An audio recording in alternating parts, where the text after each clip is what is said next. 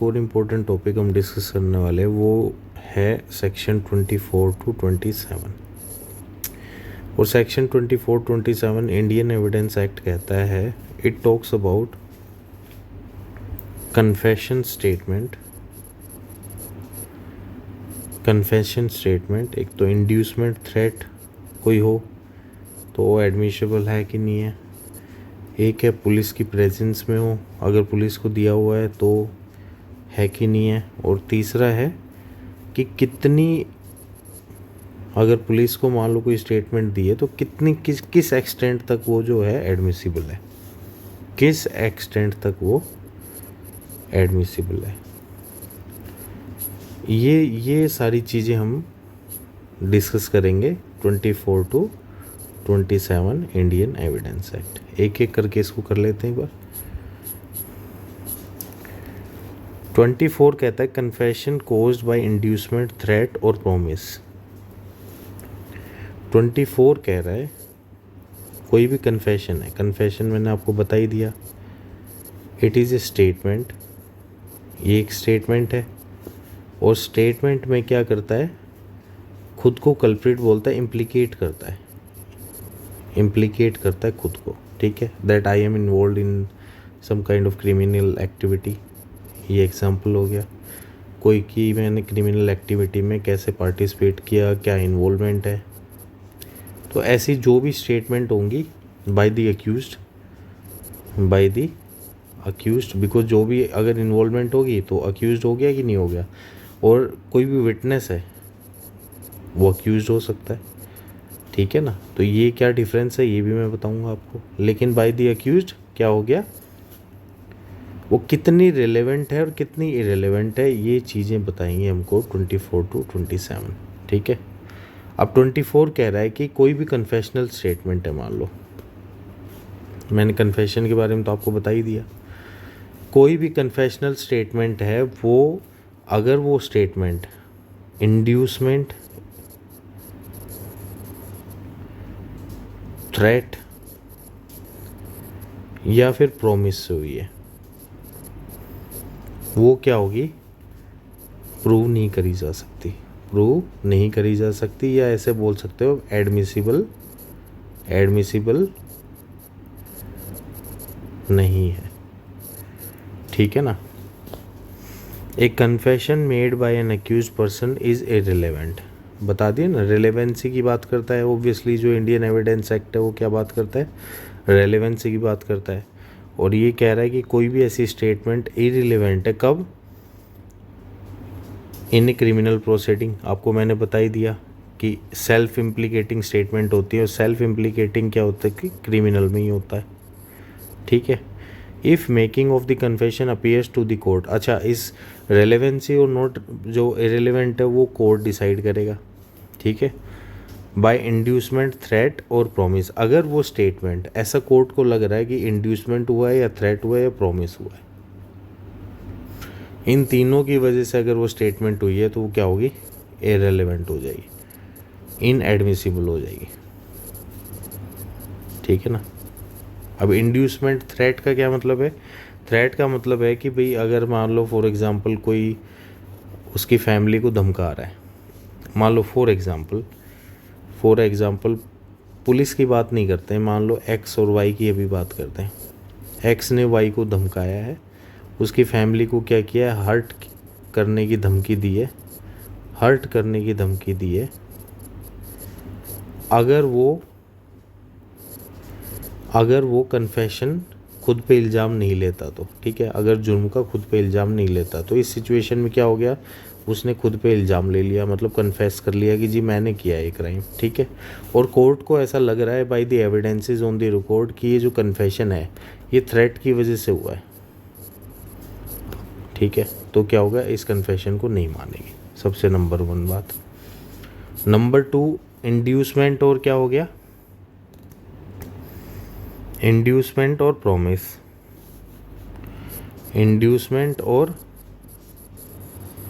Promise, ठीक है ना। मान लो फॉर एग्जांपल एक प्रॉमिस करता है कि जी मैं 2 करोड़ रुपए तेरे को दूंगा, अभी पुलिस की हम बात नहीं कर रहे, ठीक है। रेलेवेंसी है वो इन सेक्शंस की पुलिस के दौरान में ही है, लेकिन अभी पुलिस को हम बात नहीं कर रहे। एग्जाम्पल में भी यही ले रहे हैं कि 2 करोड़ रुपए दूंगा, आप अपने इल्ज़ाम ले लो। अब वाई जो है उसने 2 करोड़ रिसीव किया अकाउंट में और अगले ही दिन जाके उसने अपने ऊपर इल्ज़ाम ले लिया। अब इंडिपेंडेंट सोर्सेज से पता चला है जिस 2 करोड़ के एवज में एक कन्फेशन हुआ है। कोर्ट ने उसका कोग्निजेंस लिया और उसको लगा कि ये कन्फेशन नहीं मानी जाएगी। क्यों? क्योंकि ये क्या हुआ है, इंड्यूसमेंट हुआ है, इंड्यूसमेंट थ्रू दी मनी। ठीक है। अब प्रोमिस में मान लो फॉर एग्जांपल प्रोमिस भी हो गया, इसमें प्रोमिस भी ले सकते हैं कि भाई प्रोमिस किया है फॉर एग्जांपल, ठीक है ना, कि आप अपने इल्ज़ाम ले लो, एक्स अमाउंट कह रहा हूँ, एक्स एरिया ऑफ प्लॉट आपके नाम कर दिया जाएगा। अब पुलिस कैसे करती है इसमें? पुलिस ऐसे करती है, ये जो है बेसिकली प्रोटेक्ट करने के लिए दिया हुआ है। बेसिकली जो अक्यूज्ड पर्सन है उसकी स्टेटमेंट को मिसयूज़ ना करा जाए। पुलिस के प्रेजेंस में मान लो पुलिस की कस्टडी में है तो ज़्यादातर जो है कन्फेशन वहीं ली जाती है। तो ऐसा ना हो कि पुलिस जो है उसको मार पिटाई करके, ठीक है, या फिर ऐसी धमकी देके कि आपके भाई जो फैमिली को परेशान करेंगे, या फिर कई बार ऐसे कह देते हैं जी सज़ा कम करवा देंगे, आपकी सज़ा कम करवा देंगे, ठीक है ना। तो ऑलरेडी जो है पुलिस की भाई प्रेजेंस में है, पुलिस अथॉरिटी में है, तो जो अक्यूज्ड पर्सन है वो ऑलरेडी जो है काफ़ी इन्फ्लुएंस में रहता है। तो उसको प्रोटेक्ट करने के लिए कि कोई भी ऐसी स्टेटमेंट ना हो जो अक्यूज देना नहीं चाहता और उसने क्या है ज़बरदस्ती दे दी।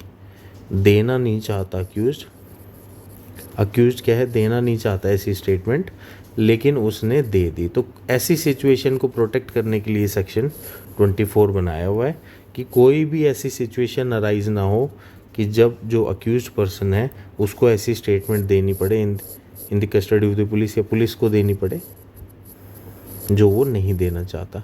तो ऐसी सिचुएशंस को अवॉइड करने के लिए, उनकी एक्सप्लॉयटेशन को अवॉइड करने के लिए ये सेक्शन बनाया गया है। ठीक है। अब ये सारी जो 24 है, 25 है, 26 है, 27 है, ये आपस में जुड़े हुए सेक्शन है। तो ऑब्वियसली जो है इनको आपस में रीड साथ में ही करा जाएगा।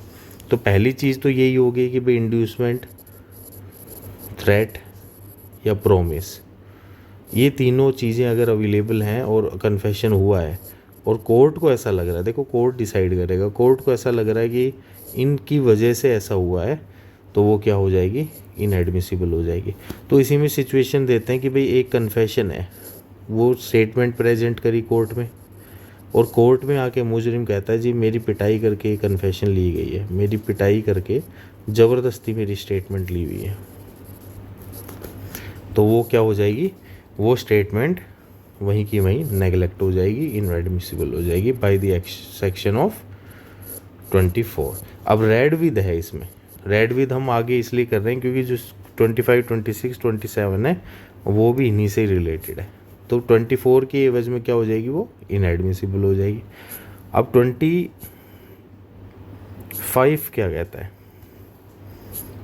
25 क्या कहता है, 25 कहता है confession to the police officer. अब पुलिस ऑफिसर को कोई कन्फेशन है, मान लो इन्वेस्टिगेशन हुई है, यहाँ पे क्राइम हुआ है, क्राइम रिपोर्टिंग यहाँ हुई है, FIR दर्ज हो गई, इन्वेस्टिगेशन स्टार्ट हो गई, यहाँ अरेस्ट हो गया, अरेस्ट या कस्टडी में ले लिया डिपेंडिंग ऑन द क्राइम।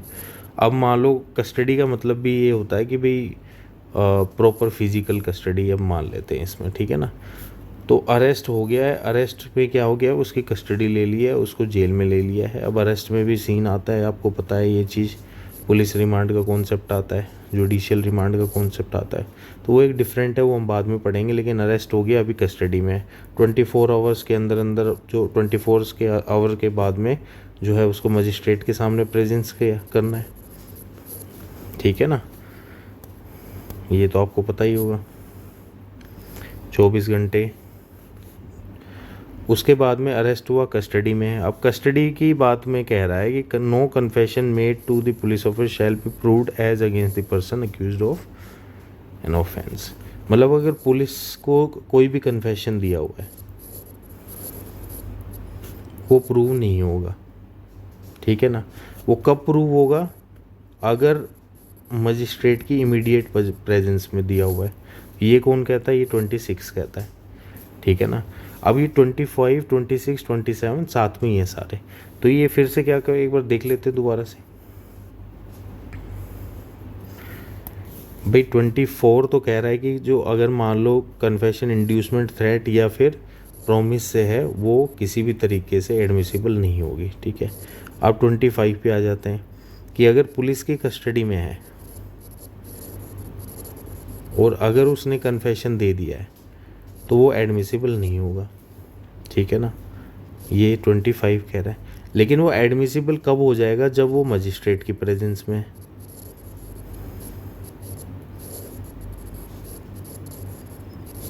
ठीक है ना। ये कौन कह रहा है? 26। No confession made by any while in custody of the police officer unless it be made in the immediate presence of magistrate, ठीक है ना। भाई पुलिस की कस्टडी में जो दिया हुआ कन्फेशन है वो वैसे तो नहीं है, लेकिन अगर वहाँ पे मजिस्ट्रेट की इमीडिएट प्रेजेंस में दिया हुआ है, मजिस्ट्रेट के सामने कोई अगर स्टेटमेंट दी है तो वो एडमिसिबल है, भले ही वो पुलिस की कस्टडी में है। समझो बात को, ठीक है ना। अब इसके बाद में आ गया 27।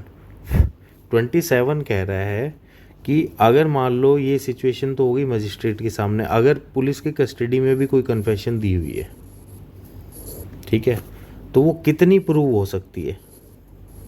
2 तरीके से प्रूव हो सकती है, या तो फिर मजिस्ट्रेट के सामने दी हुई हो, ये तो क्या कह रहे हैं 25, 26, या फिर इससे कुछ डिस्कवरी हुई हो, और वो डिस्कवरी भी ऐसे होनी चाहिए कि इस कन्फेशनल स्टेटमेंट से पहले पुलिस को पता नहीं था उस चीज़ के बारे में। अगर पता था और वो पब्लिक आई में है तो फिर इस जो है कन्फेशनल स्टेटमेंट का कोई पर्पज़ नहीं है। वो ऐसी चीज़ होनी चाहिए जो कुछ चीज़ डिस्कवर हुई है जो पहले नहीं पता था लेकिन बाद में हुई है। फॉर एग्ज़ाम्पल सबसे जो प्रोमिनेंट है वो वेपन, मान लो कोई भी क्राइम में मान लो वेपन यूज़ हुआ है, और वेपन जो है मान लो फॉर एग्ज़ाम्पल मैं आपको एग्ज़ाम्पल के तौर पे बता देता हूँ। भाई ये है स्पॉट ऑफ क्राइम, ठीक है। यहाँ से भागता हुआ आदमी गया है, यहाँ पे क्राइम करने के बाद में चला गया है और वेपन यूज़ हुआ पिस्टल, ठीक है जी। अब यहाँ ये था पुल और यहाँ से जो है नदी बह रही थी, ठीक है ना। और ये भाग के, ये भागते हुए यहाँ पे इस नदी में पिस्टल जो है फेंक देता है। पिस्टल तो छोटी चीज़ हो गई थोड़ी सी, ठीक है, लेकिन फिर भी फॉर एग्ज़ाम्पल पिस्टल फेंक देता है। अब ये पकड़ा जाता है, यहाँ पे पहुँच के ये पकड़ा जाता है। पकड़ने के बाद में पुलिस को जो है कन्फेशन देता है कि जी मैंने ही जो है इस स्पॉट पे जो क्राइम किया वो मैंने किया है, ठीक है। अब क्या ये एडमिसिबल है? नहीं। अगर यही स्टेटमेंट मजिस्ट्रेट की प्रेजेंस में देगा तो एडमिसिबल है, यस। अच्छा मजिस्ट्रेट नहीं है लेकिन उसने ये कहा जी मैंने ही किया है, तो इनिशियली तो ये क्या है? नहीं है एडमिसिबल। लेकिन कब एडमिसिबल है? उसने जब उसी स्टेटमेंट में ये कहा कि जी मेरा जो क्राइम था ना, जो मेरा वेपन था क्राइम में वो पिस्टल था, और पिस्टल जो है भागते हुए मैंने यहाँ पे मैंने थ्रो कर दिया था। इस स्टेटमेंट से क्या हो गई? पुलिस गई और वेपन को रिकवर कर लिया, वेपन को रिकवर कर लिया। तो अब क्या एडमिसिबल है? यस। कितनी इंफॉर्मेशन एडमिसिबल है? इतनी इंफॉर्मेशन जिससे क्या हुआ है? वो फैक्ट डिस्कवरी है, मतलब इतनी इंफॉर्मेशन जिससे डिस्कवरी हुई है वो हो गई एडमिसिबल। समझ रहे हो? और जैसे ही एडमिसिबल हुई वो क्या हो गया? कन्फेशन हो गया उसका एडमिसिबल, और एडमिसिबल होते ही दो चीज़ें हो गई उसमें कि वो कल्प्रिट है, ठीक है ना, वो कल्प्रिट है। अब कल्प्रिट में कितनी उसकी किस एक्सटेंट तक उसने जो क्या है इन्वॉल्वमेंट थी उसकी, ये चीज़ हम पता करेंगे बाकी एविडेंसेस से, ठीक है ना। लेकिन I am just talking about the confessional statement. तो जितनी डिस्कवरी हुई है उतनी क्या होगी, वो एडमिसिबल हो गई। तो ये सारी इंटर रिलेटेड चीज़ें आपको समझ आ ही गया होगा कि अगर कोई कन्फेशन है वो इंड्यूसमेंट, भाई किसी को बहला फुसला के ली हुई है, थ्रेट या प्रॉमिस, मतलब फॉर एग्जांपल उसकी फ्री विल से नहीं है, फ्री विल से नहीं है, तो वो क्या होगी, नॉट एडमिसिबल। अगर वो पुलिस कस्टडी में है और पुलिस को दी हुई है, पुलिस कस्टडी में है और पुलिस को दी हुई है, तो वो क्या होगी, नॉट एडमिसिबल। अगर पुलिस कस्टडी में भी है और मजिस्ट्रेट के सामने दी हुई है तो क्या होगी, एडमिसिबल। और अगर मजिस्ट्रेट के सामने भी नहीं है और पुलिस कस्टडी में भी नहीं है, तो इनिशियली तो नहीं थी लेकिन जैसे ही डिस्कवरी कुछ हुई वो क्या होगी, उतनी एडमिसिबल। और डिस्कवरी का मैंने बता ही दिया कि अगर वो ऑलरेडी पब्लिक आई में है, पब्लिक आई में ऑलरेडी है, तो कोई फ़ायदा नहीं है। लेकिन अगर ऐसी चीज़ है जो कन्फेशनल स्टेटमेंट से पहले नहीं पता था and then it was discovered और रिकवर्ड, तो क्या हो जाएगा, वो उतनी इन्फॉर्मेशन एडमिसिबल हो जाएगी। बहुत इंपॉर्टेंट सेक्शंस हैं एज़ फार एज आपके क्रिमिनल ट्रायल्स आर कंसर्न्ड, तो ये सेक्शंस पढ़ लेंगे और इसके जो भी रिलेवेंट केसेस हैं, जो बेस्ट केस लॉज है, वो भी हम डिस्कस करेंगे इन some later videos. Thank you.